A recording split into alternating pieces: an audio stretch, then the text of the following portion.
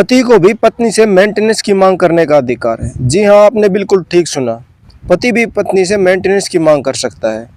दोस्तों, आज की ये वीडियो पति पत्नी दोनों के लिए इम्पोर्टेंट होने वाली है, क्योंकि यह मेंटेनेंस से रिलेटेड है और जो कानूनी रूप से पति पत्नी नहीं है उनके लिए ज़्यादा इम्पोर्टेंट है। दोस्तों, मेंटेनेंस केस के फैक्ट्स, एप्लीकेंट के कंडक्ट और केस की कंडीशन पर डिपेंड करता है। वो कंडीशन क्या क्या है, परमानेंट एलिमनी क्या होता है, मेंटेनेंस क्या होता है, इंटरिम मेंटेनेंस क्या होता है, कब तक देना होगा, कितना देना है, कौन देगा, यह सब आगे इस वीडियो में बताने वाला हूँ। उसके लिए आपको वीडियो पूरा देखना होगा, तभी आपको समझ आएगा। और समझ में आ गया तो हस्बैंड के साथ साथ वाइफ को भी कमर कस लेनी होगी, क्योंकि उनको भी मेंटेनेंस देना पड़ सकता है। नमस्कार, मैं advocate Narendra and welcome to legal Bol. अब वीडियो में आगे बढ़ने से पहले एक छोटी सी सूचना उनके लिए जो वकील की फीस नहीं दे सकते, देने में असमर्थ हैं। अगर आप रोहतक शहर से हैं या इसके आसपास से रहने वाले हैं तो मुझसे संपर्क कर सकते हैं। महिला हो या पुरुष, बेझिझक आप मुझसे आकर मिल सकते हैं। आपसे कोई फीस नहीं ली जाएगी, आपसे केवल डॉक्यूमेंटेशन का ही खर्च लिया जाएगा, जो आपकी जेब पर बिल्कुल भी भारी नहीं पड़ेगा। मेरा कॉन्टैक्ट नंबर है 9034751489। अब वापस आते हैं टॉपिक पर। फैमिली कोर्ट में जब भी कोई केस फाइल किया जाता है तो सबसे पहले शुरुआत में यह लिखा जाता है कि हमारा विवाह हिंदू रीति रिवाज के अनुसार हुआ और मैं लीगली वेडिड हूँ। क्योंकि किसी व्यक्ति को कानूनी रूप से तभी पति पत्नी का दर्जा दिया जाता है जब वह कानूनी रूप से विवाहित हो। उसने जो विवाह किया है वह कानून द्वारा तय की गई शर्तों की पालना करते हुए किया है। लेकिन अब सवाल यह बनता है कि जो कानूनन विवाहित नहीं है या जिनका विवाह तो हो चुका है लेकिन कानूनन विधि के अनुसार नहीं हुआ है, या किसी कारण से जिनका विवाह अमान्य घोषित कर दिया गया है, या ये कहें कि वॉइड डिक्लेयर हो जाता है और अमान्य हो जाने के कारण वो कानूनन पति पत्नी नहीं रह जाते हैं, तो क्या इन हालातों में भी ऐसे पति पत्नी के भी मेंटेनेंस के संबंध में अधिकार एज इट इज रहेंगे जो एक लीगली वेडिड हस्बैंड वाइफ के होते हैं? दोस्तों, आज के इस वीडियो में हम बात करेंगे सुप्रीम कोर्ट के हाल ही में आए एक ऐसे जजमेंट के बारे में जिसमें मैरिज के वॉइड डिक्लेयर हो जाने के बाद पति पत्नी जो कानूनी रूप से पति पत्नी के रिश्ते में नहीं है, उनके परमानेंट एलिमनी और इंटरिम मेंटेनेंस को लेकर क्या कानूनी अधिकार है।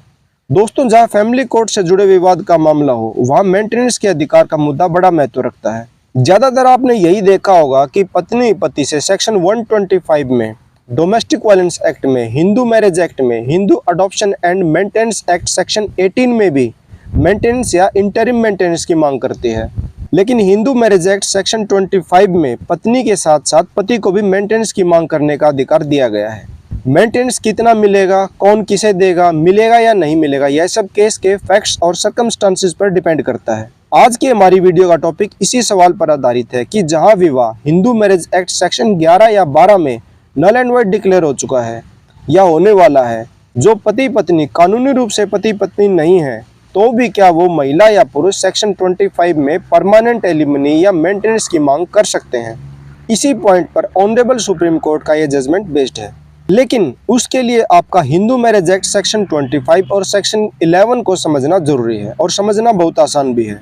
हिंदू मैरिज एक्ट सेक्शन 11 के तहत किसी मैरिज को अमान्य, नल एंड वॉइड डिक्लेयर करवाने के लिए फैमिली कोर्ट में केस फाइल किया जाता है। मैरिज नल एंड वॉइड कब होती है? जब विवाह हिंदू मैरिज एक्ट सेक्शन 5 में बताई गई कंडीशन के अनुसार ना किया गया हो।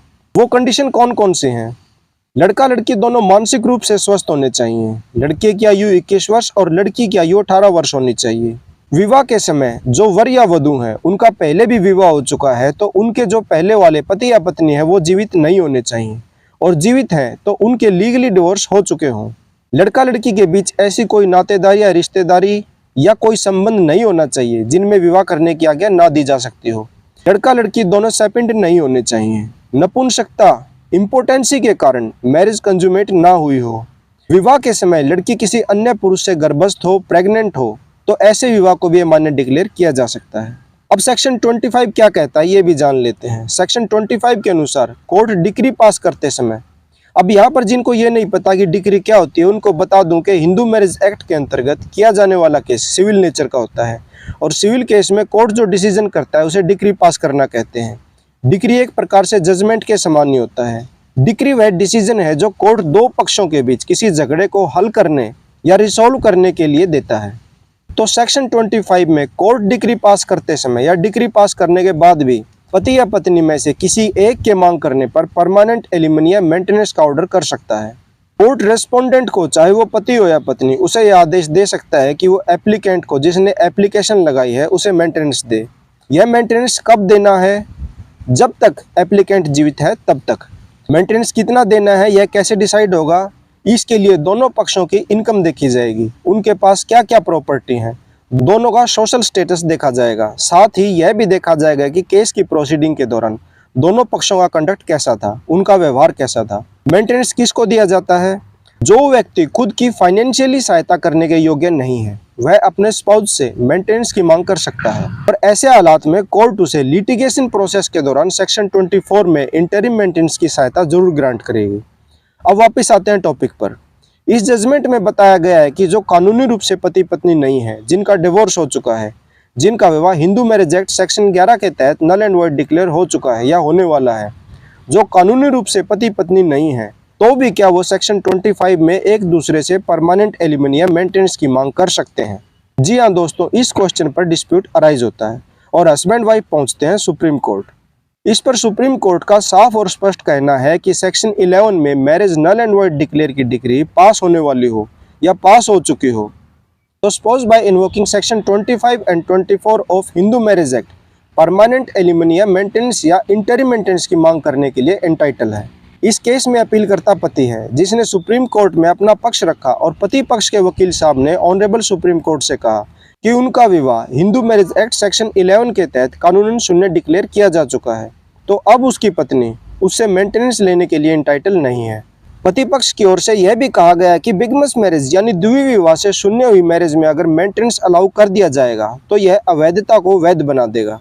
पहले भी ऐसे काफ़ी सारे डिसीजन हो चुके हैं जिनमें मेंटेनेंस लेने के अधिकार को समाप्त कर दिया गया था, लेकिन सुप्रीम कोर्ट के सामने कुछ ऐसे डिसीजन भी थे जहां मेंटेनेंस ग्रांट किया गया था। अब सुप्रीम कोर्ट के सामने समस्या ये थी कि वॉइड मैरिज और मेंटेनेंस को लेकर दोनों तरह के डिसीजन पहले दिए जा चुके थे, कुछ पक्ष में और कुछ विपक्ष में। अब इस केस में क्या डिसीजन लिया जाए? कोर्ट के सामने दो की लीगल क्वेश्चन थे। पहला, Hindu marriage act section 25 marriage void हो जाने के बाद भी किसी स्पाउस को परमानेंट एलिमनी या मेंटेनेंस क्लेम करने का अधिकार देता है। दूसरा, क्या कोई स्पाउस वॉइडेबल मैरिज केस के पेंडिंग रहने के दौरान सेक्शन 24 में इंटरिम मेंटेनेंस लेने की मांग कर सकता है? दोस्तों, सेक्शन 24 की एप्लीकेशन इंटरिम मेंटेनेंस के लिए केवल हिंदू मैरिज एक्ट के अंदर होने वाले केस की प्रोसीडिंग की पेंडेंसी में ही लगाई जाती है, फाइनल डिसीजन आने से पहले, जब तक केस चल रहा हो तब तक। मेंटेनेंस वह अमाउंट होता है जो लाइफ टाइम तक दिया जाता है, लेकिन इंटरिम मेंटेनेंस वह अमाउंट होता है जो सिर्फ केस का फाइनल डिसीजन आने तक एप्लीकेंट को रेस्पोंडेंट से दिलवाया जाता है। रेस्पोंडेंट कौन होता है, यह केस पर निर्भर करता है। पति भी हो सकता है, पत्नी भी हो सकती है।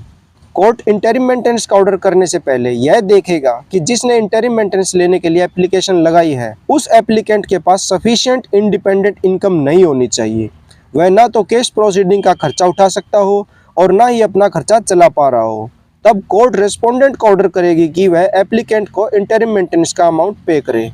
लेकिन यह ध्यान रहे कि सेक्शन 24 की एप्लीकेशन हिंदू मैरिज एक्ट के तहत होने वाले केसेस में ही लगाई जा सकती है, जैसे कि सेक्शन 9 में होने वाला restitution of conjugal rights case, section 10 में जुडिशियल सेपरेशन केस, सेक्शन 11 और 12 में marriage null and void declare case और सेक्शन 13 में डिवोर्स केस। लेकिन साथ में यह भी ध्यान रहे कि सेक्शन 25 में मेंटेनेंस का ऑर्डर तभी किया जाता है जब किसी केस में डिक्री पास की जाती हो, रिलीफ दिया जाता हो। लेकिन अगर केस में डिक्री पास नहीं की जाती, केस डिसमिस कर दिया जाता है, तो सेक्शन 25 की एप्लीकेशन भी डिसाइड नहीं की जाएगी, मेंटेनेंस का कोई ऑर्डर नहीं किया जाएगा। इस केस में सुप्रीम कोर्ट ऑब्जर्वेशन के बाद यह डिसाइड करता है कि बिगमस मैरिज इलीगल हो सकती है, या फिर ऐसा भी कह सकते हैं कि बिगमस मैरिज से नल एंड वॉइड डिक्लेयर हुआ विवाह गैर कानूनी हो सकता है, लेकिन इससे उस पक्ष का मेंटेनेंस राइट डिप्राइव नहीं किया जा सकता जो फाइनेंशियली आप पर डिपेंड है। सुप्रीम कोर्ट पहले किए गए ऐसे सभी जजमेंट को कंडेम करता है जिनमें वॉइड मैरिज वाली महिलाओं को नाजायज पत्नियां कहा गया था। किसी भी डिक्री को पास करते समय सेक्शन 25 में मेंटेनेंस ऑर्डर किया जा सकता है, और ये decree Hindu marriage act section 9 से लेकर सेक्शन 13 के तहत किए जाने वाले केसेस में पास की जाती है। इसमें वह डिक्री भी शामिल है जो सेक्शन 11 और 12 के तहत विवाह को अमान्य घोषित करती है। मतलब कि अगर कोई पक्ष अपने विवाह को नल एंड वॉइड डिक्लेयर करवाने के लिए केस करता है, विवाह को अमान्य करवाने के लिए केस करता है, या फिर कोर्ट ऐसे केस का फैसला देकर दोनों पक्षों को कानूनी रूप से पति पत्नी के बंधन से मुक्त कर देता है और वो कानूनी रूप से पति पत्नी नहीं रह जाते, तब भी सेक्शन 25 की एप्लीकेशन लगाकर मेंटेनेंस की मांग की जा सकती है। और यह मांग पति भी कर सकता है अगर वह खुद को मेंटेन करने के योग्य नहीं है तो। सेक्शन 25 हिंदू मैरिज एक्ट के तहत किए जाने वाले सभी केसेस की डिग्री को कवर करता है। अगर कोई भी डिग्री पति पत्नी की वैवाहिक स्थिति को, उनके मैरिटल स्टेटस को अफेक्ट करती है, चाहे वो सेक्शन 9 की डिग्री हो या सेक्शन 11 में मैरिज नल एंड वॉइड की डिग्री हो या सेक्शन 13 में डिवोर्स की डिग्री हो, डिसीजन होने से पहले भी और बाद में भी सेक्शन 25 आपके मेंटेनेंस के अधिकार को जीवित रखेगा, लेकिन कानूनी शर्तों के साथ। साथ ही सुप्रीम कोर्ट यह भी टिप्पणी करता है कि अगर मैट्रिमोनियल कोर्ट को प्रिमा फेसी यह लगता है कि विवाह हिंदू मैरिज एक्ट में बताए गए रूल्स एंड कंडीशन के अनुसार नहीं हुआ है, विवाह गैर कानूनी है, शून्य है या शून्य किए जाने योग्य है, तब भी कोर्ट केस की प्रोसीडिंग के दौरान सेक्शन 24 में इंटरिम मेंटेनेंस की मांग करने से नहीं रोक सकती, लेकिन कोर्ट का सेटिस्फेक्शन जरूरी है। सेक्शन 24 में इंटरिम मेंटेनेंस में रिलीफ देते समय कोर्ट दोनों पक्षों के कंडक्ट कंसीडर करेगा और रीजनेबल अमाउंट पे करने की डायरेक्शन देगा। यहाँ मैंने रीजनेबल शब्द इसलिए यूज किया है क्योंकि मेंटेनेंस का अर्थ केवल बेसिक नीड्स को पूरा करना है जो जीवित रहने के लिए जरूरी है, ना कि ऐशो आराम की जरूरतों को पूरा करना है।